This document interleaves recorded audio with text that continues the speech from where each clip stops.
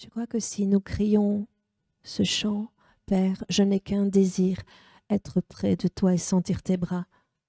Si c'est votre désir, Dieu va répondre. Moi, j'aime bien d'être dans les bras de mon Père. J'aimais bien être dans les bras de mon Père terrestre, mais j'aime bien être dans les bras de mon Père céleste. Et c'est vrai qu'il peut donner tellement, il peut combler notre cœur, il peut répondre. Et parfois, je n'ai pas besoin d'exprimer ce dont j'ai besoin. Je suis juste dans sa présence. Et le fait d'être dans sa présence, eh bien, il répond. Il répond à mon besoin, il répond à mes interrogations, il répond à mon inquiétude, il répond à ce que j'espère et il construit en moi. Et je crois que quand on cherche la face de Dieu et qu'on est dans sa présence, il y a des miracles qui se font pour nos vies, pour nos âmes, pour notre esprit et pour notre corps, je crois aussi. Amen. Parce que moi, ça, je veux voir. Je suis persuadée. Moi, je suis contente parce que Dieu ne me reprend pas à ce sujet. Il me dit oui. Nous avons raison de croire. Nous avons raison de croire au miracle. C'est prévu dans le plan. Ah bien, on va parler de la Sainte Seine. C'est toujours pour moi un moment particulier, la Sainte Seine. C'est vraiment un moment qui nous ramène à la croix, toujours. Et pas qu'on n'ait pas à la croix dans d'autres moments, mais là, c'est vraiment un temps particulier. Et quand Agathe me l'a demandé, si je voulais présenter la Sainte Seine, au moment où je lui disais oui, au fait, dans ma tête, il y a un mot est venu tout de suite, c'est l'agneau de Dieu. Ah, ben voilà. Alors, je vais vous parler de l'agneau de Dieu. Vous savez, il y a des années de ça, je me promenais, enfin non, je marchais, parce que je ne me promène pas, moi je marche, le long de l'Escaut. Voilà. Et pour ceux qui connaissent, il y a l'écluse et puis il y a le pont de l'autoroute vers Quin. Et juste après le tournant, là, eh ben voilà, je vois un troupeau de moutons avec le berger, et le berger avec sur ses épaules un agneau. Waouh, quelle image! Et un agneau, c'est mignon, ça, on a envie de le toucher. Enfin, j'ai jamais touché, moi, un agneau, mais on a envie de le toucher. Il est tout blanc, tout bouclé. Il paraît tellement fragile, tellement innocent. Voilà, voilà, c'est un agneau. Mais en même temps, c'est une image qui nous parle, évidemment, à nous chrétiens, un berger. Un berger. De Jésus est notre divin berger. Mais il est aussi l'agneau. Il est aussi l'agneau de Dieu. Et dans Jean 1, 29, il y a Jean-Baptiste qui présente Jésus à ceux qui sont là. Et en voyant Jésus, voilà ce qu'il dit. Il dit, voici l'agneau de Dieu qui ôte le péché du monde.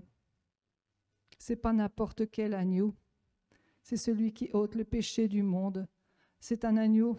Jésus il est venu sur cette terre à cause de nos péchés, enfin pour payer pour nos péchés. Et on sait qu'il a souffert pour nous. Et ça, c'est dans Ésaïe 53, au verset 7-8. En parlant de Jésus, Ésaïe dit, il a été maltraité, il s'est humilié, il n'a pas ouvert la bouche. Pareil à un agneau qu'on mène à la boucherie, à une brebis muette devant ceux qui la tondent, il n'a point ouvert la bouche. Et parmi ceux de sa génération, qui a cru qu'il était retranché de la terre des vivants et frappé pour les péchés de mon peuple? Là, à nouveau, Ésaïe annonçait ce que Jésus allait venir faire sur cette terre et le présenter déjà comme un agneau. On parle beaucoup d'agneaux dans la parole finalement, il y a beaucoup de versets. Et 1 Pierre 1, 18, 19 dit, « Ce n'est pas par des choses périssables, par de l'argent ou de l'or, que vous avez été rachetés de la vaine manière de vivre que vous avez hérité de vos pères, mais par le sang précieux de Christ, comme d'un agneau sans défaut et sans tache. » Jésus était sans défaut, il n'avait pas péché, et il a porté sur lui nos taches, nos défauts, nos salissures, et nos péchés, il les a cloués à la croix. C'est vrai que Satan, à un moment, a cru qu'il avait la victoire, mais non. L'agneau de Dieu est bel et bien vainqueur. Il a vaincu la mort, il a vaincu le péché. Et il est mort, c'est vrai, mais il est ressuscité parce qu'il est le grand vainqueur. Et il est assis à la droite du Père. Et j'ai encore cherché ce qu'il disait dans Apocalypse 5, 8, 10. Il faut lire ces choses parce qu'on parle encore aussi de l'agneau. Apocalypse 5 parle d'un livre qui doit être ouvert et des sceaux qui doivent être rompus. Et personne n'est digne d'ouvrir le livre ni de rompre les sceaux, sinon que l'agneau. Et en fait, oui, c'est l'agneau qui rompt les sceaux. Il faut lire ce que ça veut dire, les 7 sceaux quand ils sont ouverts. Et c'est Jésus qui les ouvre, qui les rompt. Pas quelqu'un d'autre, pas les anges, Jésus. Et donc, voilà ce qui est dit. Les 4 êtres vivants et les 24 anciens se prosternèrent devant l'agneau. Ils avaient chacun une harpe et des coupes d'or remplies d'encens, qui représentent les prières de ceux qui appartiennent à Dieu. Et ils chantaient un cantique nouveau.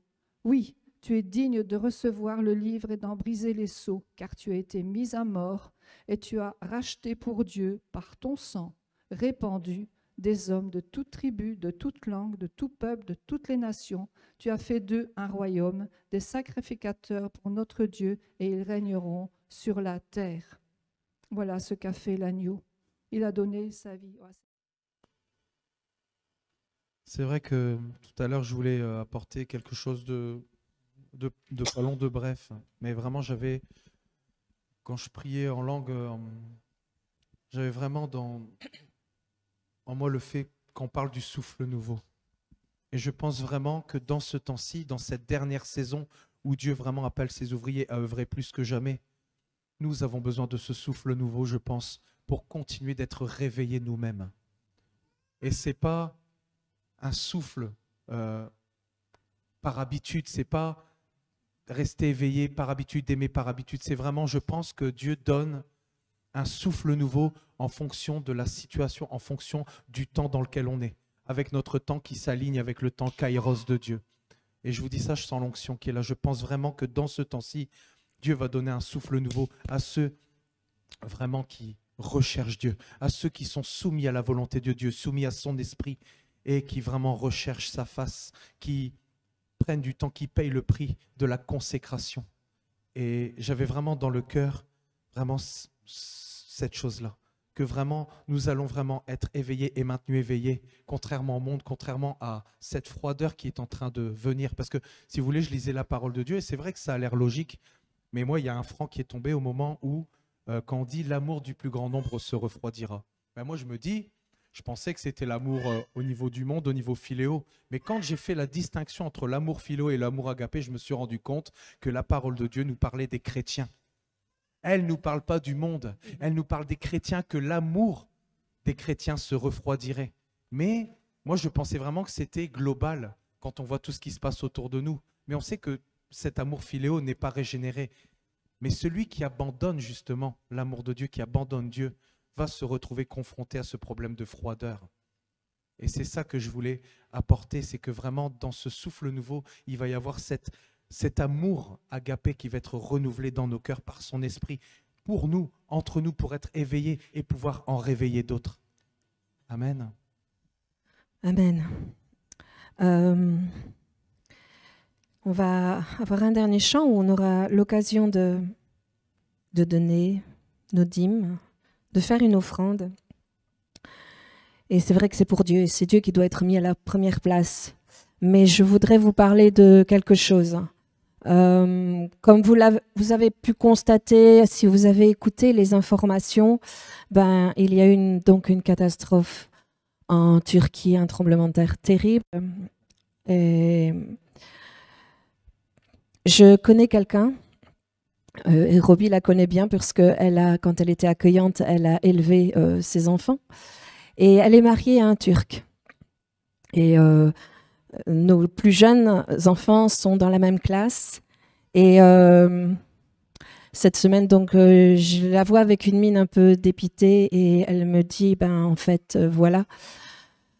Là où ça s'est passé, c'est le village natal de mon mari. Et c'est une catastrophe. Alors du coup, je prends des nouvelles de la famille. Je dis, ça va? Elle dit oui. Mais bon, c'est une catastrophe. Mon beau-père a 86 ans, il est là dans une tente, il fait froid, c'est l'hiver, enfin vraiment. Et elle dit, et nous, on est impuissants, on peut même pas aller là et aller faire l'aider, quoi, parce que bon, de leur côté, ils ont des moyens. Et évidemment, ils sont en liaison tout le temps. Et bon, au fur et à mesure des jours, puisque on fait du covoiturage, donc je la voyais tous les jours, je posais un petit peu des questions pour voir la progression. Et je lui disais ce que moi j'entendais et je voulais avoir sa version parce qu'on a les versions des infos et je voulais avoir une version directe. Et alors je dis, bah, il y a quand même pas mal de choses qui sont mises en route et tout ça. Elle dit oui, mais elle dit le problème, c'est qu'il y aura des vols. Elle dit, je sais très bien comment ça se passe. Et je dis oui, je sais. Tout à fait. Il y a des pays où les autres nations vont se mobiliser pour envoyer de l'argent en soutien pour ces personnes. Et qu'est-ce qui se fait? C'est que c'est les gouvernements qui sont corrompus, qui prennent l'argent. Et ça n'arrive pas aux personnes qui en ont vraiment besoin. Alors elle dit, moi j'ai créé quelque chose de par moi-même. Et j'ai dit, c'est bien. C'est une bonne initiative. Nous, dans l'Église, c'est ce qu'on a fait. Quand on voulait soutenir un projet, on avait l'opportunité de connaître des gens en qui on avait confiance pour mettre de l'argent pour de l'aide quand on a fait le puits, par exemple, et on a eu un retour. On sait que l'argent est arrivé à bon port. Et elle me dit, voilà, j'ai créé ça. Alors maintenant, elle dit, je lance un appel. Et je dis, écoute, je vais en parler à l'Église. C'est vrai, on n'est pas nombreux. Mais je voudrais que en dehors de votre dîme, si vous êtes touché par ce qui se passe, eh bien, il y a un tronc là-bas. Et je voudrais qu'on puisse faire un geste parce que derrière ça, il y a un témoignage. Il y a eu un témoignage de plusieurs années avec Robbie auprès de ce couple. Michel, à l'époque, a pu prier pour ce couple. Et je me dis, rien n'est perdu. Et je me dis, si ça peut la toucher, ok, mais pas seulement. Dans la parole, il est quand même dit, ce que vous faites à l'un des plus petits, c'est à moi que vous l'avez fait. Et je vous assure que des petits, là-bas, il y en a qui ont bien des besoins. Alors, laissez le Saint-Esprit vous toucher par rapport à ça. Je sais que c'est une personne de confiance. Je sais qu'on peut lui soumettre ce qu'on aura récolté parce que ça arrivera au bon endroit, auprès de personnes qui en ont réellement besoin. Et il n'y aura pas eu de détour. Donc voilà, par rapport à ça, bonjour à tous ceux qui nous suivront par le biais de la vidéo. Que le Seigneur vous bénisse. Alors, il y a 15 jours, c'est moi qui ai eu donc l'honneur de pouvoir parler. Et je voulais vous demander si vous vous souvenez un peu de ce que j'avais apporté. Ça remonte à loin, ça fait 15 jours. Eh oui. On avait pris Éphésiens 5, versets 1 à 2.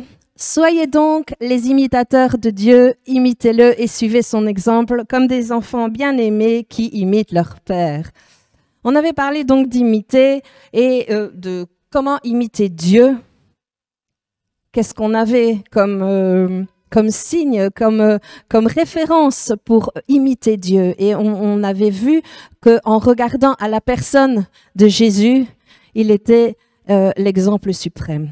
Et du coup, on avait un petit peu décortiqué et j'avais retenu 7 aspects de sa personnalité. Et il y avait en tout premier un aspect bien particulier. Est-ce que vous vous souvenez ? Non. Le premier aspect que j'avais noté, c'était être soumis à la volonté de Dieu. Et là, on avait dit que vraiment la soumission de Christ, c'était une soumission exemplaire au Père. Une obéissance irréprochable. Et je voudrais qu'on prenne Jean 4, verset 34. Pardon, Jean 4, verset 34.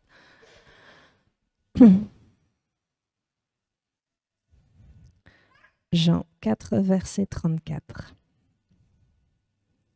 Voilà. Jésus leur dit, ma nourriture est de faire la volonté de celui qui m'a envoyé et d'accomplir son œuvre. On voit bien au travers de ça le niveau d'obéissance de Jésus par rapport à la volonté du Père.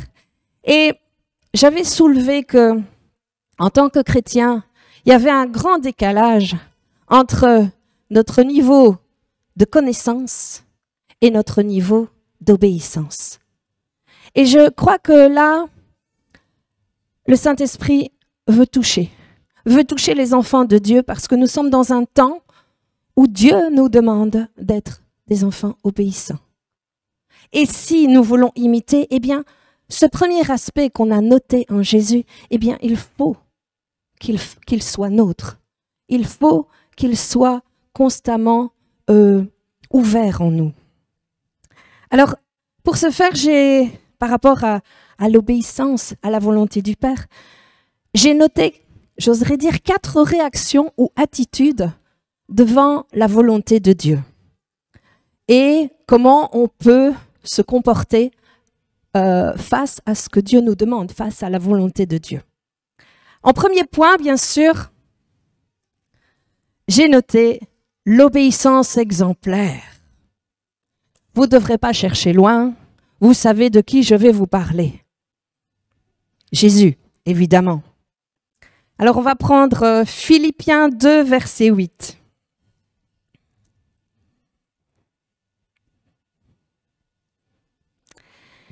Il s'est humilié lui-même, se rendant obéissant jusqu'à la mort, même jusqu'à la mort de la croix.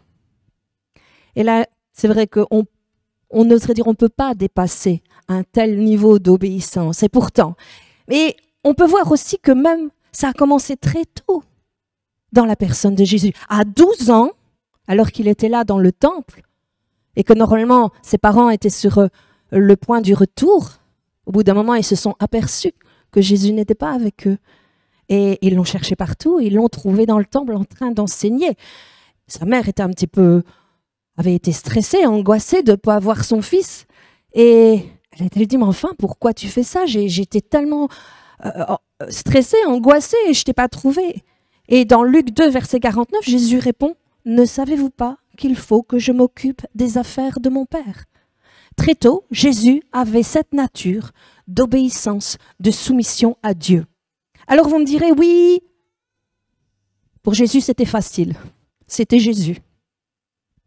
Ok, je vais vous prendre un autre exemple alors, qui est peut-être plus à notre portée.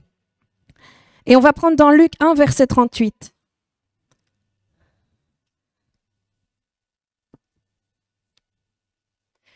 Marie dit, je suis la servante du Seigneur, qu'il me soit fait selon ta parole. Elle répond ça à l'ange qui vient lui annoncer qu'elle va être enceinte par la puissance du Saint-Esprit. Elle a un niveau d'acceptation, elle n'a pas discuté. Moi, je suis vraiment respectueuse devant le choix de Marie, qui était très jeune. Et dans cette forme d'obéissance, il n'y a vraiment pas de discussion ni de négociation. Il y a une totale acceptation. Pourtant, Marie, elle était bien consciente, vu l'époque, que ça allait avoir des répercussions sur sa vie. Pour une jeune femme comme ça, pas encore mariée, être enceinte, tout ce qu'on allait dire d'elle, sa réputation. Mais obéir à Dieu, c'est oser être différent. C'est accepter d'être parfois rejeté ou incompris, parce que la sagesse de Dieu est une folie pour le monde. Je voudrais qu'on prenne Romains 12, verset 2. Ne vous conformez pas au monde actuel, mais soyez transformés par le renouvellement de l'intelligence, afin de discerner quelle est la volonté de Dieu, ce qui est bon, agréable, parfait. Elle ne s'est pas conformée au monde, Marie. Elle ne s'est pas inquiétée de ce qu'on allait dire d'elle. Bien sûr, c'était un truc de dingue. Être enceinte dans ces conditions-là, c'était un truc de dingue. Mais la folie de Dieu est tellement plus sage. Et Dieu fait, quand la volonté de Dieu, elle est bonne, elle est agréable et parfaite. Et quand Dieu nous demande quelque chose, il faut que nous ayons à la pensée que c'est de toute façon quelque chose de bon, quelque chose d'agréable et quelque chose de parfait. Dans un premier temps, c'est vrai, ça va demander un engagement de notre part, ça va demander peut-être que notre réputation soit ternie, mais soyons différents comme Dieu veut que nous soyons différents. Alors, je voudrais continuer pour un autre aspect. Et je ne peux pas parler ici dans le deuxième aspect d'obéissance, mais je dirais la désobéissance, mais avec une deuxième chance pour obéir.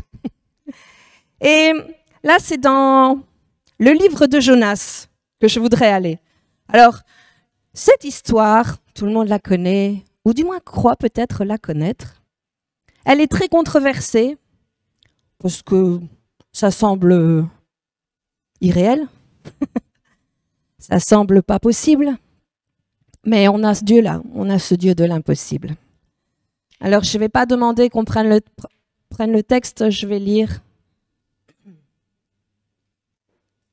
Si vous voulez lire l'histoire de Jonas, ben vous allez dans Jonas. Jonas fait partie des petits prophètes. C'est pas péjoratif, hein. Quand on dit petit prophète, c'est en fonction de l'épaisseur du livre dans la Bible. Hein. C'est pas parce qu'il est moins bien que. Non, et il y en a plusieurs des petits prophètes. Alors, notre ami Jonas, si on veut savoir d'où il vient, c'était un prophète qui évoluait à la cour de Jéroboam II, le roi d'Israël, en 750 avant Jésus-Christ. Donc, je vais lire le passage à partir du verset 1 dans le livre de Jonas. « La parole de l'Éternel fut adressée à Jonas, fils d'Amittai. Lève-toi, va à Ninive. » Alors, qui connaît Ninive? Vous savez où est Ninive? Alors, Ninive, c'était la capitale de l'Empire assyrien. Les Assyriens, c'était l'ennemi héréditaire d'Israël. Hein. Donc, et c'est à peu près au nord de l'Irak, au jour d'aujourd'hui. Ninive a été construit par Nimrod. Et dans la Genèse, on parle de Nimrod, qui était le premier homme puissant sur la terre. Alors, Ninive, on a l'impression que c'était une ville comme les autres. Eh bien non, Ninive, c'était une ville terrible. On pourrait presque situer le niveau de péché de la ville de Ninive un petit peu comme Sodome et Gomorrhe. D'ailleurs, il y a même Naoum, c'est un autre petit prophète. Dans Nahum 3, verset 1, il dit de Ninive « Malheur à la ville sanguinaire, pleine de mensonges, remplie de violence, qui ne cesse de se livrer au pillage. » Par rapport à Ninive, là, vous pouvez aller voir dans le livre de Nahum, vous allez voir que Ninive, c'est vraiment une ville où il y avait nécessité que Dieu agisse parce que c'était terrible. Bien, donc il dit « Lève-toi, va à Ninive, la grande ville, et crie contre elle, car sa méchanceté est montée jusqu'à moi. » Jonas se leva pour s'enfuir à Tarsis. Alors là, on n'a pas vraiment de localisation pour Tarsis, mais on suppose que c'est carrément à l'opposé et ce serait plutôt vers l'Espagne. On dit Tars, mais je ne pense pas, parce que Tars, ce serait encore trop près d'Israël, parce qu'il est dit qu'il voulait être loin de la présence de l'Éternel. Donc, je ne pense pas qu'il serait resté dans la même région. Et il descendit à Jaffa.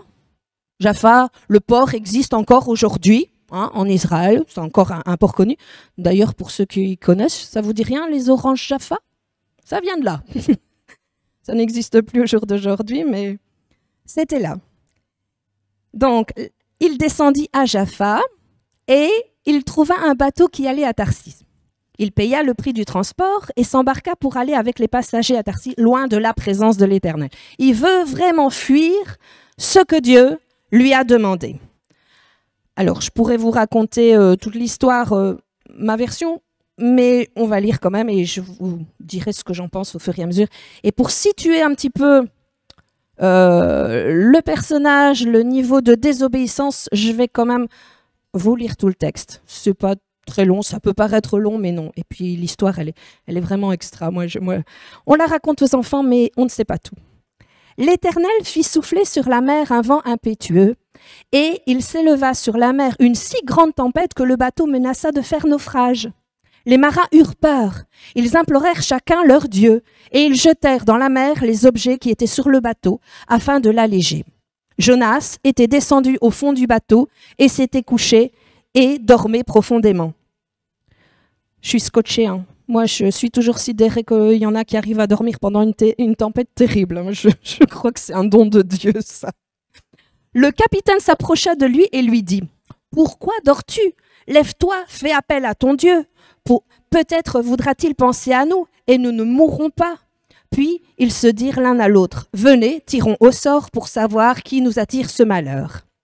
Ils tirèrent au sort et le sort tomba sur Jonas. Bah tiens, comme quoi Dieu, il se sert de tout. Alors ils lui dirent, dis-nous qui nous attire ce malheur. Quelle est ton occupation ou d'où viens-tu? Quel est ton pays et de quel peuple es-tu? Il leur répondit, je suis hébreu et je crains l'Éternel, le Dieu du ciel qui a fait la mer et la terre. Ces hommes furent saisis d'une grande crainte et lui dirent, pourquoi as-tu fait cela? Ils surent en effet qu'ils fuyaient loin de la présence de l'Éternel parce qu'il leur déclara. Ils lui dirent, que te ferons-nous pour que la mer se calme envers nous? En effet, la mer était de plus en plus déchaînée. Il leur répondit, prenez-moi et jetez-moi dans la mer, et la mer se calmera envers vous, car je sais que c'est moi qui attire sur vous cette grande tempête. Ces hommes ramèrent pour gagner la terre ferme. Ils se sont dit, oh, quand même, on va pas oser, mais ça va pas mieux. Mais ils ne purent pas y arriver parce que la mer était toujours plus déchaînée contre eux. Alors ils s'adressèrent à l'Éternel et dirent, Éternel, ne nous fais pas mourir à cause de la vie de cet homme et ne nous charge pas du sang des innocents.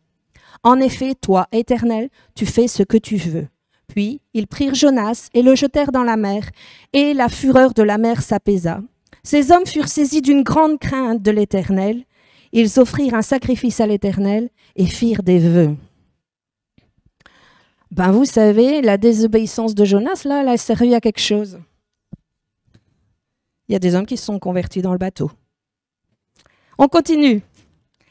L'Éternel fit venir un grand poisson pour avaler Jonas. C'est là que ça coince pour certains.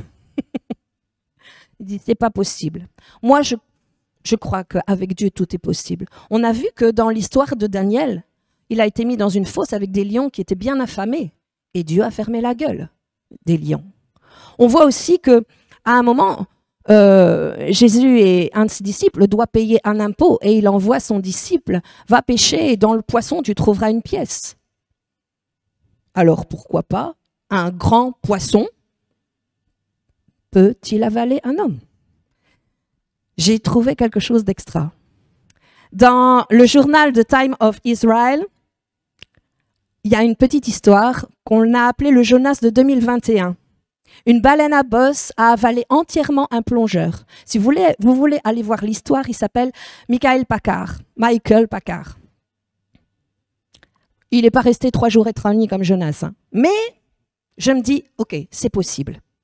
Et Dieu a certainement fait le nécessaire à l'intérieur du poisson pour lui donner de l'oxygène. Il met des pièces, il met de l'air. Dieu fait ce qu'il veut. Mais moi, cette histoire, je la crois.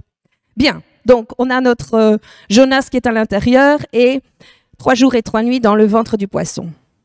Du ventre du poisson, Jonas pria l'Éternel son Dieu en disant, « Dans ma détresse, j'ai fait appel à l'Éternel et il m'a répondu. Du milieu du séjour des morts, j'ai appelé au secours et tu as entendu ma voix. Tu m'as jeté dans l'abîme, dans les profondeurs de la mer, et les courants m'ont environné. Toutes les vagues et tous les flots sont passés sur moi. Je disais, je suis chassé loin de ton regard, mais je verrai encore ton saint temple. L'eau m'a couvert jusqu'à m'enlever la vie. L'abîme m'a enveloppé, les algues s'enroulaient autour de ma tête. Je suis descendu jusqu'aux racines des montagnes. Les verrous de la terre m'enfermaient pour toujours, mais tu m'as fait remonter vivant du gouffre éternel, mon Dieu. Quand mon âme était abattue en moi, je me suis souvenu de l'Éternel et ma prière est parvenue jusqu'à toi dans ton saint temple. Ceux qui s'attachent à des idoles sans consistance éloignent d'eux la bonté. Quant à moi, je t'offrirai des sacrifices avec un cri de reconnaissance. J'accomplirai les vœux que j'ai faits. Le salut vient de l'Éternel. Et l'Éternel parla au poisson et le poisson vomit Jonas sur la terre. Qu'est-ce qui se passe après? La parole de l'Éternel fut adressée à Jonas une deuxième fois. Lève-toi, va à Ninive. OK? Alors pour vous, où est Ninive? Alors Ninive est en Irak.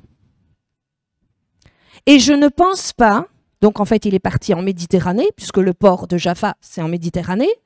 Là il se fait avaler par la baleine. Je ne pense pas qu'en 3 jours et 3 nuits, le poisson ou la baleine ait pu faire le tour de l'Afrique pour passer en dessous et arriver au golfe Persique, qui est la toute petite partie de l'Irak qui a un bord de mer. Je ne pense pas que c'était possible parce qu'on n'avait pas à l'époque encore le canal de Suez pour passer par la mer Rouge. Donc, à mon avis, il est resté en Méditerranée. Il est resté à son point de départ. Peut-être dans sa bonté, Dieu a permis que le poisson vomisse Jonas aux alentours de Antioche. J'imagine parce que Ninive est à l'intérieur du pays. C'est vraiment loin. S'il avait dû partir d'Israël, comme au départ, il aurait fait 1000 bornes. Si Dieu, dans sa bonté, l'a déposé, l'a fait vomir près d'Antioche, ben, c'est 716 kilomètres. C'est pas tout près. Quand on lit l'histoire, en tout cas moi enfant, j'imaginais que quand le poisson vomit, puis Dieu lui dit tu vas à Ninive, ok, il se lève de la plage et puis il va à Ninive. Ben non, il en a encore pour 145 heures de marche à pied. Je sais pas, ça fait quand même quelques jours. Il a eu le temps de ruminer. Il a eu le temps de maturer, parce qu'il n'est pas arrivé à Ninive tout de suite. Il fallait... Je comprends quelque part un petit peu son... ne pas vouloir envie d'aller là, parce que c'était pas tout près. Bref, voilà notre Jonas qui se lève et qui va à Ninive, conformément à la parole et à la volonté de l'Éternel. Or, Ninive était une immense ville. Il fallait 3 jours de marche pour en faire le tour. Ben tiens, 3 jours encore de plus. Je crois qu'il en avait plein les lattes. Jonas fit d'abord dans la ville une journée de marche. Il proclamait « Dans 40 jours, Ninive sera détruite ». Les habitants de Ninive crurent à Dieu.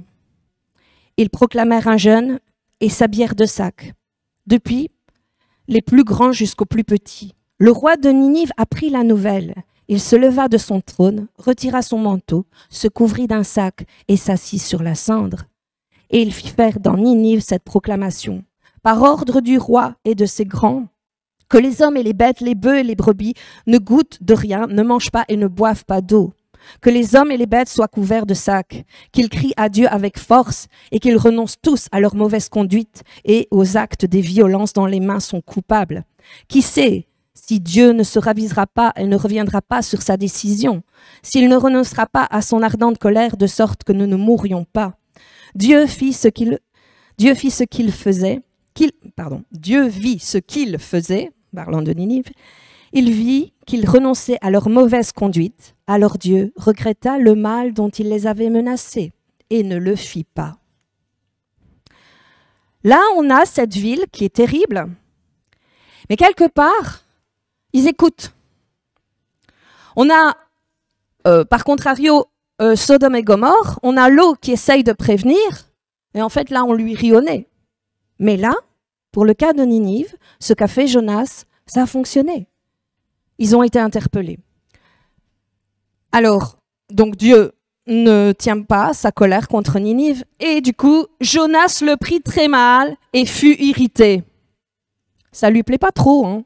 Il prie l'Éternel en disant « Ah, Éternel, n'est-ce pas ce que je disais quand j'étais encore dans mon pays et ce que je voulais éviter en fuyant à Tarsis. En effet, je savais que tu es un Dieu de grâce et de compassion, lent à la colère et riche en bonté, et qui regrette le mal que tu envoies. » Il est gonflé quand même. Hein. Je trouve ça...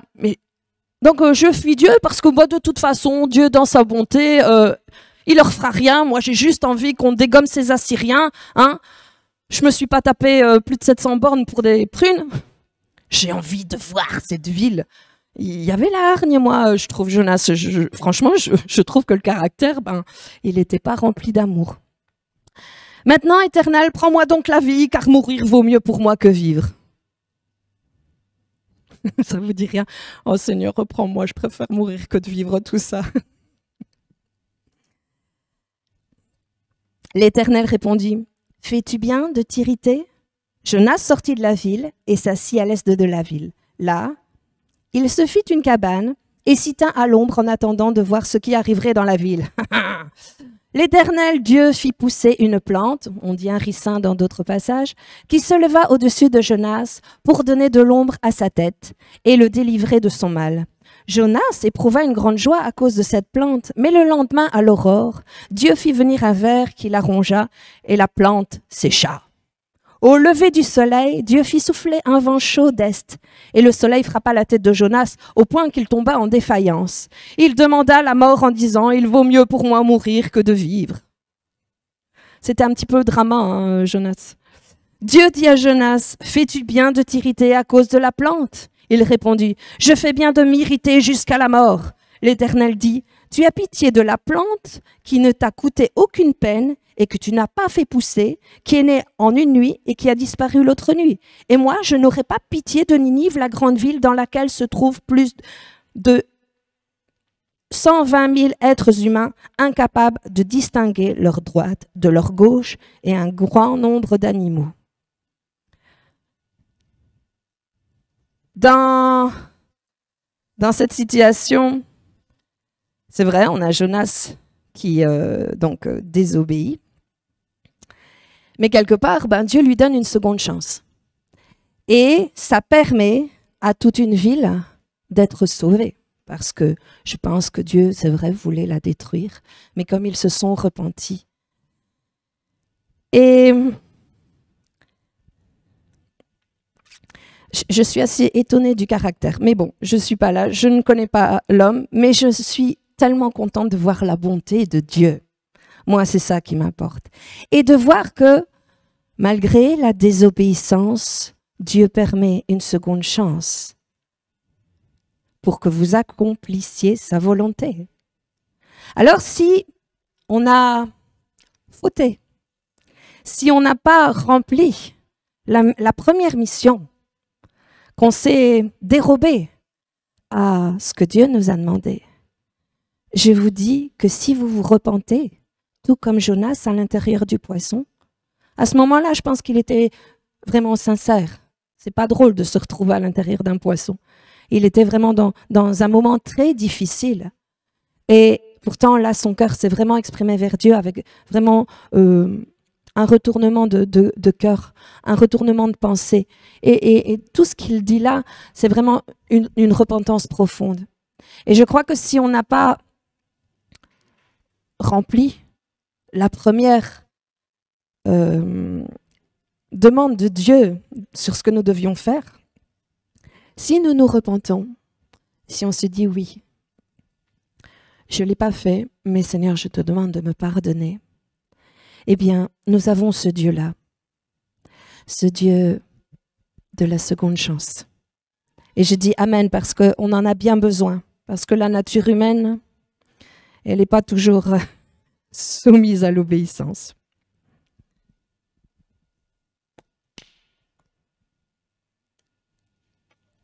Pour ça, c'était le deuxième aspect. Nous allons voir maintenant un troisième aspect. Et j'ai appelé ça la désobéissance et la sentence.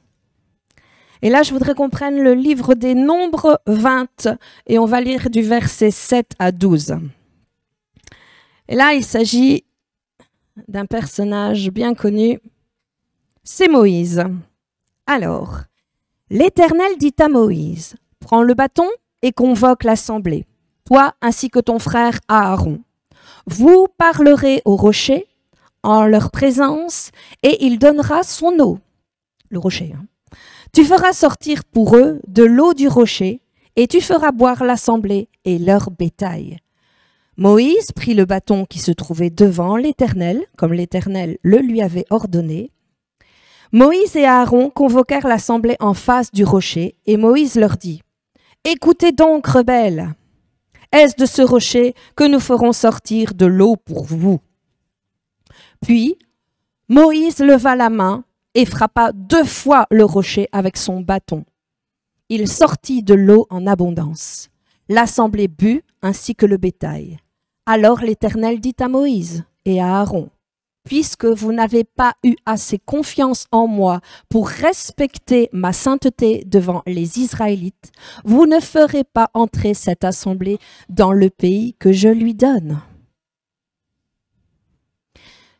Ici, pour Moïse, sa désobéissance a eu pour conséquence qu'il n'a pas eu droit d'entrer dans la terre promise. Une bénédiction s'attache toujours à notre obéissance. Mais nous perdons la bénédiction si nous désobéissons. Dans 1 Samuel 15, verset 22, il est dit « Voici, l'obéissance vaut mieux que les sacrifices. » Alors, par rapport à ça, j'ai entendu des petites réflexions, disant, mais enfin, il a été puni pour avoir juste frappé le rocher.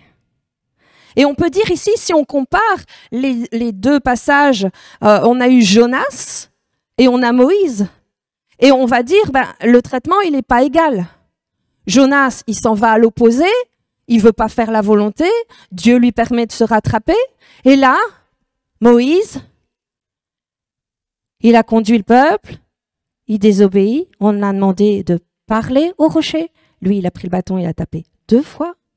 Mais là, Dieu dit, écoute, comme tu m'as désobéi, tu n'entreras pas dans la terre promise. Pourquoi il y a une telle différence? Pourtant, Moïse avait une relation très particulière avec Dieu, une très proche proximité. Vous savez, moi, je retiens qu'il a vu Dieu, bien sûr, au creux du rocher. On voit ça dans Exode 33, versets 20 à 23. Et Dieu met sa main et lui dit, tu ne peux pas voir ma face, l'humain ne peut pas voir Dieu, tu ne pourras pas voir ma face, je vais mettre ma main, tu seras là au creux du rocher, et quand je retirerai ma main, tu pourras me voir de dos. Et j'aime bien, je veux juste faire une petite parenthèse par rapport à ça, et parce que Dieu est venu sous forme humaine en la personne de Jésus. Et pour approcher l'humain, car on ne peut pas voir Dieu, Dieu se révèle et se voit dans la personne de Jésus-Christ, et Jésus est le rocher.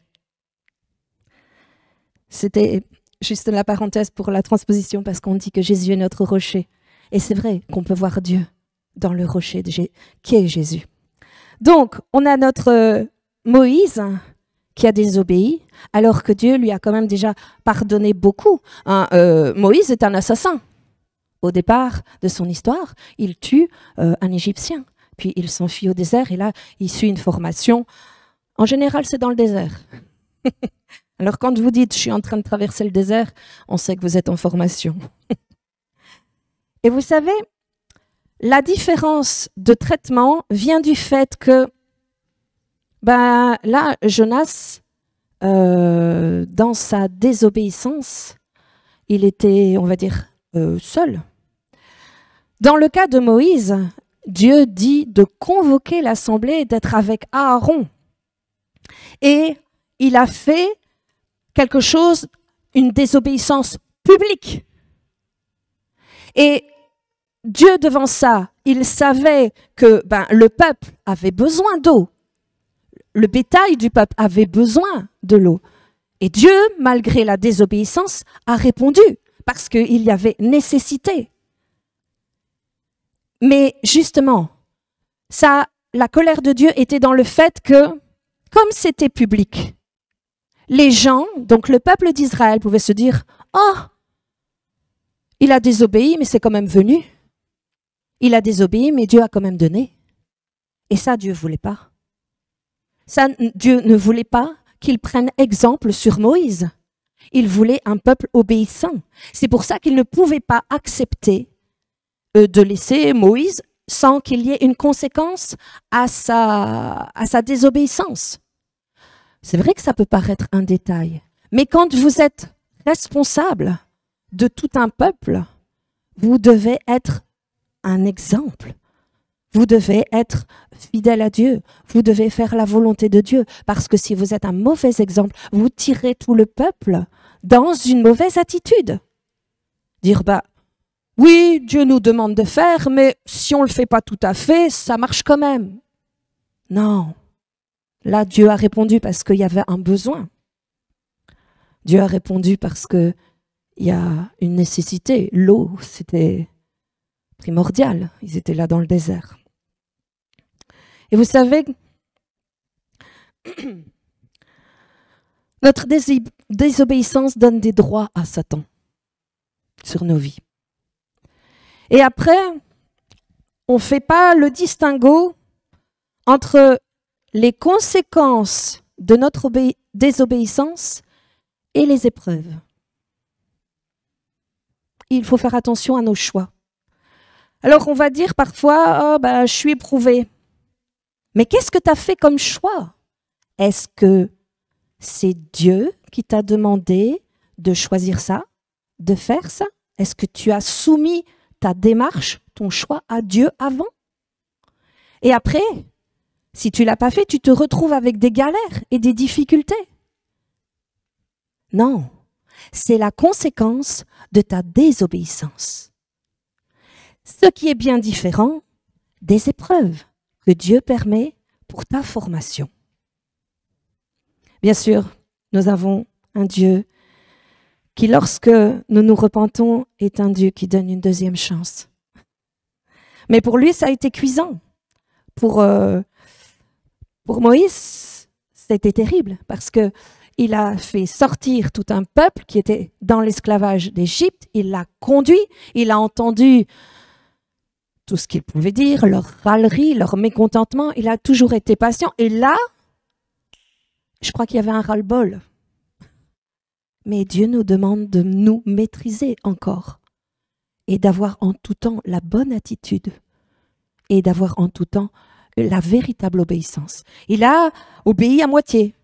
Dieu lui a demandé de prendre le bâton, jusque-là, ok, mais il lui a demandé de parler au rocher. Il ne lui a pas demandé de le frapper. Et là, comme c'était devant l'assemblée, ben voilà, Dieu n'a pas accepté ça, et ça, c'est la conséquence du péché. Et vous savez, on peut voir la désobéissance d'Adam et Ève ont une conséquence, la conséquence la plus dramatique pour l'humanité. Donc, lorsque nous désobéissons, faites attention, parce qu'il y a une conséquence pour votre vie, mais parfois pour d'autres, vous entraînez avec vous. J'ai une citation que j'aime beaucoup qui est de, je ne sais pas si vous connaissez, Shadrach Grawan, qui est un évangéliste, et il dit « La foi nous montre la terre promise et l'obéissance nous rapproche de cette terre promise. » Je trouvais ça parlant, forcément, avec l'histoire de Moïse. Bien, un autre aspect d'attitude face à l'obéissance.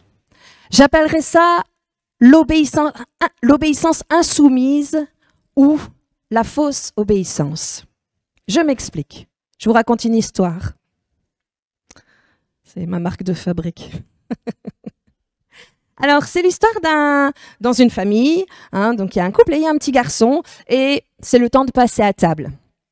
Et maman crie « à table !» Et le petit garçon est en train de jouer avec son auto partout. Et son père lui dit « T'as entendu maman ?» Maman, il a dit à table. Et il continue avec son auto, il joue sur la table alors qu'on va manger. Et puis, la maman passe, prend l'auto, elle la met de côté, elle met les plats. Et son père lui dit « Assieds-toi !» Et il ne le fait pas. Alors, il vient tout près de l'enfant, qui est toujours debout, à essayer de vouloir rattraper son auto, et il lui dit « Assieds-toi !» Et il pousse, il met ses deux mains sur son épaule, et il le pousse sur la chaise. Et l'enfant, avec la pression du père, s'assied. Et là, il n'apprécie pas. Il est vexé. Et il dit à son père, « Je suis peut-être assis à l'extérieur, mais je suis debout à l'intérieur. » Ça vous parle? Je suis assis à l'extérieur, mais je suis debout à l'intérieur. Waouh! Alors pour ça, on va regarder un exemple dans 1 Samuel 15, verset 3. Alors on nous parle là de quelqu'un qui était un petit peu comme ça. C'est Saül. Alors, va maintenant, frappe Amalek, et dévoué par interdit, donc ce qui veut dire voué à la destruction, tout ce qui lui appartient. Tu ne l'épargneras point et tu feras mourir homme, femme. Anne. Ok. On continue, mais là, on va prendre à partir du verset 18 jusqu'à 22. L'Éternel t'avait fait partir en disant, va, aidez-vous par interdit ces pécheurs, les Amalécites. Tu leur feras la guerre jusqu'à ce que tu les aies exterminés. Pourquoi n'as-tu pas écouté la voix de l'Éternel? Pourquoi t'es-tu jeté sur le butin et as-tu fait ce qui est mal aux yeux de l'Éternel? Saül répondit à Samuel, j'ai bien écouté la voix de l'Éternel et j'ai suivi le chemin par lequel m'envoyait l'Éternel. J'ai amené Agag, roi des Amaleks, et j'ai dévoué par interdit les Amalécites, mais le peuple a pris sur le butin des brebis et des bœufs comme prémisse de ce qui devait être dévoué, afin de les sacrifier à l'Éternel, ton Dieu, à Gilgal. Puis, je me trompe de page, voilà. Samuel dit, l'Éternel trouve-t-il du plaisir dans les holocaustes et les sacrifices comme dans l'obéissance à la voix de l'Éternel? Voici, l'obéissance vaut mieux que les sacrifices et l'observation de sa parole vaut mieux que la graisse des béliers. Tu peux faire tous les sacrifices du monde, mais si ce n'est pas ce que Dieu t'a demandé de faire, ça ne sert à rien. Et on ne peut pas masquer nos propres désirs, nos propres choix, nos propres envies derrière une pseudo-obéissance à Dieu. Parce que là, on est dans le domaine du mensonge, alors. On voit un passage que j'ai déjà pris dans Matthieu 21, 28. Un homme avait 2 fils et, s'adressant au premier, il dit, « Mon enfant va travailler aujourd'hui dans ma vigne. » Il répondit, « Je ne veux pas. » Ensuite, il se repentit et il alla. S'adressant à l'autre, il dit la même chose. Et ce fils répondit, « Je veux bien, Seigneur. » Et il n'alla pas. Lequel des deux a fait la volonté du Père? Vous ne tromperez pas Dieu. On peut faire semblant, mais si c'est pas... C'est extérieur, ça veut dire oui, je suis assis à l'extérieur, mais je suis debout à l'intérieur. J'ai quand même envie de faire ce que j'ai envie de faire, ma propre volonté. C'est désobéir aussi, même si extérieurement, tu donnes l'impression. Et là, nous savons que Dieu sonde les cœurs, que Dieu connaît toutes choses. Alors, il y en a qui disent, mais moi, je ne sais pas ce que Dieu veut que je fasse. Alors, ça ne se limite pas à obéir aux 10 commandements, hein, ni à l'exercice de tous les dons du Saint-Esprit. Si tu veux vraiment entendre la voix de Dieu, laisse le Saint-Esprit te parler de la volonté de Dieu. Vous savez, c'est le Saint-Esprit, c'est lui qui nous parle de ce que Dieu veut pour nous, de sa volonté. Et si vous voulez vraiment, parce que il y en a, c'est vrai, quand j'exprime ça, dire moi j'entends pas. Mais est-ce que tu te donnes les moyens d'entendre? Est-ce que tu cherches la face de Dieu pour que le Saint-Esprit te révèle la véritable volonté de Dieu? Ou tu préfères être trop occupé et dans tes pensées et occulter la voix par le Saint-Esprit de la volonté de Dieu? Vous savez, et on va prendre Romains 8, verset 14.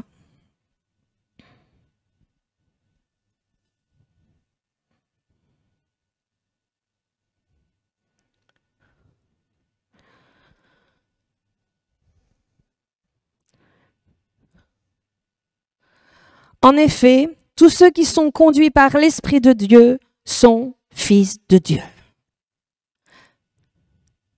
C'est ceux-là qui sont appelés fils de Dieu. Tous ceux qui se laissent conduire par le Saint-Esprit, tous ceux qui sont soumis, qui sont obéissants. Le Saint-Esprit, c'est la voix de Dieu. C'est comme ça que nous pouvons connaître la volonté de Dieu lorsque nous avons des choix qui se posent à nous. Et on ne doit pas essayer de mettre Dieu dans nos projets, mais nous devons être dans les projets de Dieu. J'ai beaucoup aimé l'attitude de certains serviteurs de Dieu qu'on a spontanément invités à revenir au milieu de nous. Et j'ai trouvé que c'était plein de sagesse parce que c'est vrai, on était très contents de les avoir. Leur enseignement avait été vraiment quelque chose de très positif, de très constructif. On est sortis vraiment grandis. Et quand on leur disait, vous revenez, et ils ont dit, je vais interroger le Saint-Esprit. Je vais interroger Dieu pour savoir si c'est sa volonté. Et là, ce sont vraiment les enfants de Dieu, parce qu'ils veulent savoir quelle est la volonté de Dieu à ce sujet. Alors que, de prime abord, ça paraît être un bon plan. C'est correct de venir enseigner dans des églises. C'est bien de venir ou apporter la parole de Dieu. On pourrait dire, mais il n'y a pas de péché là-dedans. Mais si ce n'est pas la volonté de Dieu que tu viennes et que tu ailles dans une église faire tel ou tel discours, c'est pas être obéissant. Et par rapport à ça, on a pris parfois des choix, peut-être dans la précipitation, et j'ai envie de vous dire que on ne se sent pas tranquille. On a fait un choix, on a pris une décision, on a fait une démarche, quelle qu'elle soit, et le cœur est troublé. Il y a un malaise. On est hésitant. On n'est pas trop convaincu. Et là, j'ai envie de vous dire, ils doivent s'interroger sur l'assentiment de Dieu. Les personnes qui sont dans cet état de trouble par rapport à leur choix, par rapport à une décision qu'ils ont prise ou des choses qu'ils vont faire, si ton esprit n'est pas tranquille avec ça, dis-toi bien que ça coince. Et pour ce faire, je vais vous citer Romains 14, verset 23, qui dit « Tout ce qui n'est pas le produit d'une conviction est péché. » Tout ce qui n'est pas le produit d'une conviction est péché. Donc, si tu es troublé, abandonne l'affaire. C'est que Dieu n'est pas là-dedans. Et n'essaye pas d'emmener Dieu dans ton projet. Ça va pas marcher. Dieu ne va pas se soumettre à ton projet. Mais toi, rentre dans le projet de Dieu. Vous savez, obéir à Dieu, c'est l'aimer au point de faire ce qu'il te demande, même si ça te fait mal. Même si tu abandonnes ce que tu avais tellement envie de faire. Ce que tu avais choisi de faire dans ta décision. Mais si tu veux l'aimer, eh bien, abandonne. Même si ça fait mal, abandonne ton projet parce que tu dois obéir. Vous savez, la seule preuve concrète de votre amour pour Dieu, c'est votre obéissance à sa parole. C'est la seule preuve concrète que vous pouvez faire, c'est d'être obéissant à la volonté de Dieu. On dit c'est vrai que la Bible dit que Jésus a été obéissant jusqu'à la mort à la croix. Donc pour lui, en fait, son obéissance était synonyme de souffrance, mais avait pour racine l'amour. Sache que obéir à Dieu peut tout te coûter, mais ça va tellement t'apporter. Plus tu lui fais confiance pour lui obéir, et plus Dieu te fera confiance pour te bénir. Parce que Dieu ne veut pas te confier certaines choses tant que tu n'as pas atteint la maturité d'obéissance nécessaire pour les gérer. C'est ton obéissance qui précède ta croissance. C'est ton obéissance qui précède ta croissance. Interroge-toi si tu n'avances pas. Plus tu lui obéis, plus tu mûris et plus il te bénit. Alors, quoi qu'il t'en coûte, choisis l'obéissance. Amen. Je vais en rester là. Oui, vu l'heure qui est là. Je pense que c'est bien de réfléchir à ce que nous avons choisi et de considérer que notre obéissance est la seule preuve concrète de démonstration d'amour pour Dieu. On parle ces derniers temps vraiment de retrouver ça, de retrouver l'amour, de retrouver, et Christian en a parlé la semaine passée dans son message, entre Philéo et Agapé. Et je pense que quand on aime à ce point d'obéissance, c'est Agapé. Amen. Voilà, je vous souhaite à tous un bon dimanche, une bonne obéissance à la volonté de Dieu, car vous serez bénis. Amen.